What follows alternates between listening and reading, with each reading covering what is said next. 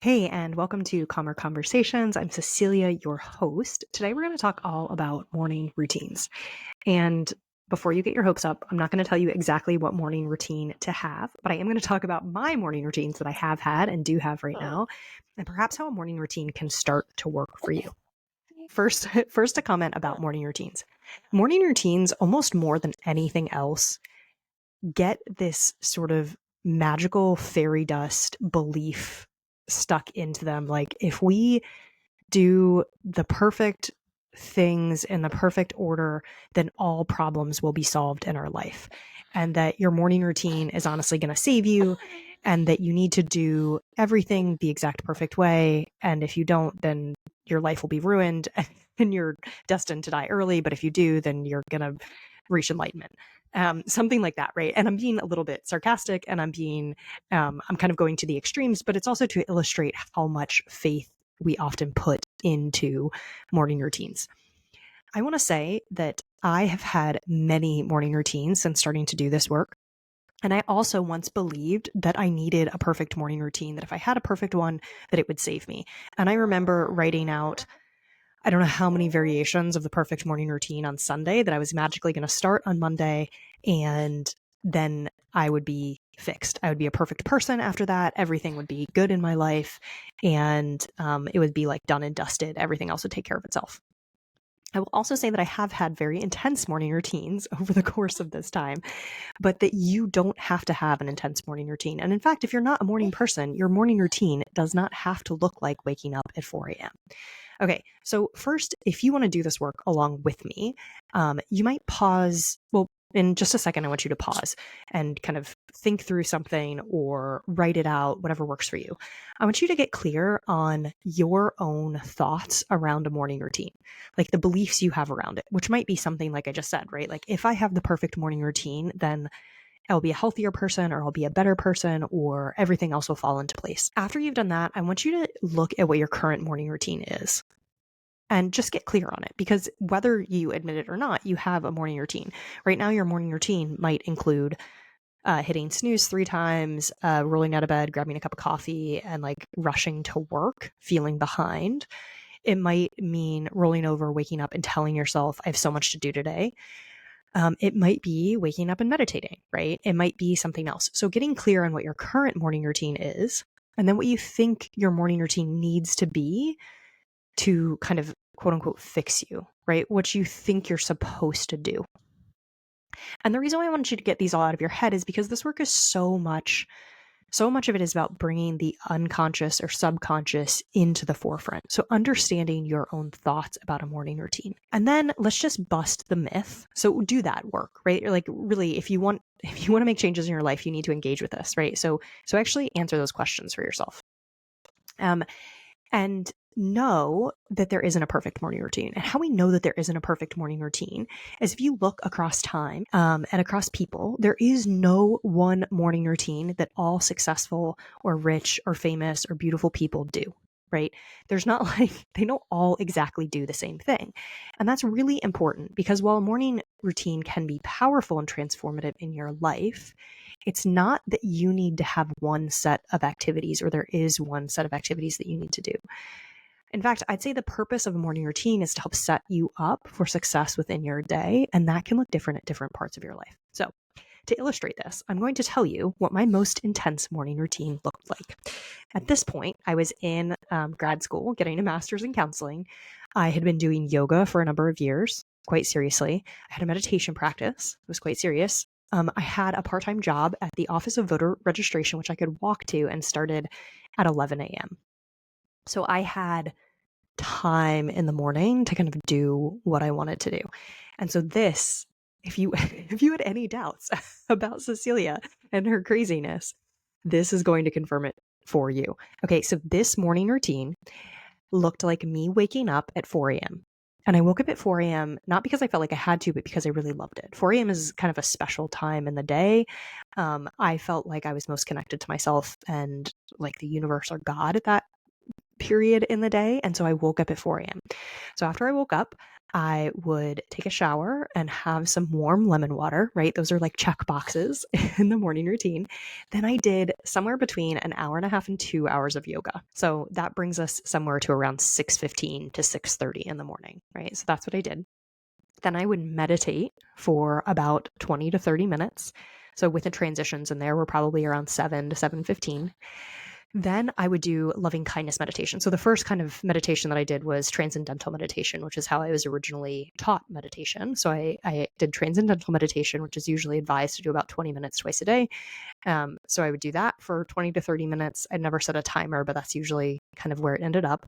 Then I would do loving kindness meditation, which is like meta meditation, reciting phrases like, may I be filled with loving kindness, may I be free from danger, may I be happy, may I be peaceful and at ease.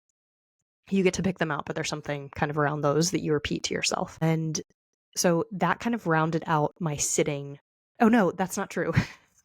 I'm sorry, we need to back up because I totally forgot to add in there that I would do 20 minutes of breath work. So I do an hour and a half to 2 hours of yoga. I would do about 20 minutes of coherent breathing. Then I would meditate. Then I would do more meditation. And at this point, we're like around 8:30, right? And remember, I need to be at work at 11. So I've already spent 4 hours in the morning on my morning routine. Then I would often do some journaling or some reflection. Sometimes that meant talking out loud to myself. And then at that point, I would often give myself an oil massage, have another shower. Usually my showers are like rinse offs rather than like big soapy affairs. But anyway, do a little bit of Abhyanga if you're familiar with that term. Take a shower, and then I would make myself breakfast. And that could be, however long it was. You could tell that I was also single and had no children at this point, right? And so I would often wrap up my morning with a walk and then walking to work, meaning that I I I didn't struggle to get to work by 11 a.m., but it wasn't like I had a lot of extra time in the morning. So that was my morning routine, guys. I just want you to like reflect on that. And I want to compare that with the morning routine I have right now. So right now I have 3 kids. One of them is 4 months old. You can kind of see her head if you're watching this on YouTube. Co-sleep or bed share, which means that we all sleep in 2 twin mattresses together. So that means that I sleep with a 4-month-old, a 2.5-year-old, and a 5-year-old. And a husband and not a dog right now, thankfully. So that's what it looks like. And my baby likes to sleep with me. That means that if I get up or leave the bed, she generally wakes up. So what my morning routine looks like now is waking up at about 6:30. And that's because that's when my 2.5-year-old gets up. That's when we're often getting out of bed to kind of make the school routine in the morning work. I then snuggle with the 2.5-year-old and the baby for a little while. Then I wake up the 5-year-old because she can sleep through anything. So I wake up the 5-year-old. So you can already see how this looks so much different, right? I then engage the 5-year-old in a getting ready challenge where we both get to do it at the same time. So she gets out of bed and gets her clothes on for the day. I get out of bed and take a shower. So I sometimes will use oil before I shower, usually to scrape my tongue. I didn't include that before, but that's always been kind of something that I've done. And I will shower, and I'll shower kind of quickly. And then I get some time to do some yoga, to do some movement. And that can be somewhere between 3 minutes and 15 minutes right now. And I know that this will change as the baby gets older, but right now that's where I am in our morning routine. So I have 3 to 15 minutes of yoga, not 90 to 120 minutes of yoga. And yet the yoga feels just as impactful for me. And I forgot to mention that oftentimes I'll wake up before everybody and kind of meditate in bed. I'm not like sitting on a cushion. I'm not getting out of bed. But because I'm awake, I'll spend some time reciting, doing the transcendental meditation or loving kindness for some period of time. And sometimes it's 5 minutes, sometimes it's 20 minutes, sometimes it's 40 minutes. So it kind of depends on when I wake up. But very often I'm awake at kind of like 5:45 or 6. So I have some time before other people get up. If I don't have that time in the morning, I will meditate after everyone else goes to school. But I do that. And then, so we've taken the shower, we've done a little bit of yoga, I get dressed, I go upstairs, I have usually warm nettle tea or warm lemon water because I love them and I think they taste really good early in the morning. Right now I'm on a nettle tea kick. I make it the night before usually and then add hot water so that it's warmer.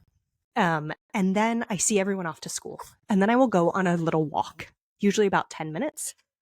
During the 10 minutes, I'll kind of like collect myself with how I want the day to go, what kind of mind space I want to be in. And then I'll come back and then I help the baby get to her first nap. And then I will meditate if I haven't meditated before. And then I'll do some journaling. So my morning routine, those are the two extremes, right? Right now I'm doing kind of what I would say is my bare minimum amount of yoga each day. And the meditation practice feels pretty good, but I'm not doing a lot of other things. Oftentimes I'll find time to do a breathing practice later in the day. But my morning routine is a far cry from what it used to be. And yet this morning routine supports me just as much, if not more, as that other morning routine.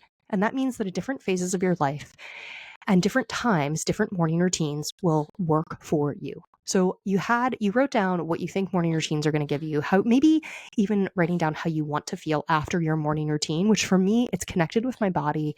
It's connected with an energy and intention for the day. And it's the capacity to be present for my day. And it sets me up for that. And I know that I can do many different things to get me there. So now you know how you want to feel maybe at the end of your morning routine. And now you can ask yourself at this phase of my life and knowing what my current morning routine is, what is one change I might make that will help get me to where I want to go? What is one belief that I can let go of or create that will help me make this change? And how am I going to support myself in doing this? Who will I become if I do snooze only 2 times instead of 3? Or if I don't snooze at all and instead I wake up and get out of bed to go for a walk or to have my cup of coffee, right? Even without the snoozes. So asking yourself those things and knowing that it's not the actual actions that you do in your morning routine, it's the intention that you're using, it's the spirit that you're creating within them, it's the beliefs you have around it, right? I have this belief that this morning routine supports me and gives me everything that I need. Okay, if you have a morning routine, come over to social media, tell me about what it is, how it supports you, how maybe it's changed, because now you have my 2 extremes of my morning routines and how they've looked in my life. And I will say that this current morning routine is sort of where I've been at about 4 months postpartum with my other kids as well. So I know that this will shift and change and I will have more time again in the future. And at some point down the line, maybe I will have my like glorious 4 to 5 hour morning routine again. But right now it's about, I don't know, 15 to 20 minutes, depending on what I'm doing. And if you include the meditation, maybe it's closer to an hour. But know that I've shifted and changed and made it work for me. And not because I think they're these rules, but because I've picked out the things that help me connect with myself and feel most like me, so that I can have the day that I want to have. All right, your morning routine is supposed to support you. It's not supposed to feel like a prison. It's not something that's going to save you, but it is something that you can use to help you have the day that you want to have. Okay, go forth, create a morning routine that supports you. Let me know what it is, and I will see you next time. Bye.